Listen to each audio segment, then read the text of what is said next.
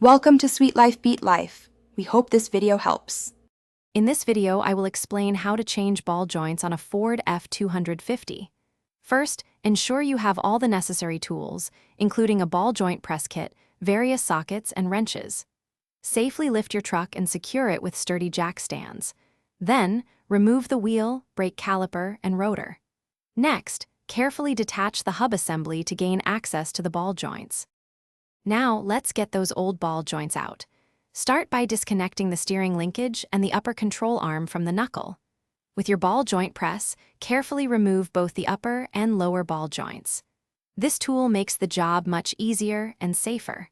Once removed, take time to clean the knuckle thoroughly, ensuring no rust or debris remains. With the knuckle clean, it's time to install the new ball joints. Begin by pressing the new lower ball joint into place using your ball joint press. Then, install the new upper ball joint, making sure it's correctly aligned. If your new ball joints have grease fittings, apply a good quality grease to them now. This helps ensure a long lifespan for your new parts. Finally, let's reassemble everything. Reattach the hub assembly, brake rotor, caliper, and then the wheel. Make sure to torque all fasteners to the manufacturer's recommended specifications for safety.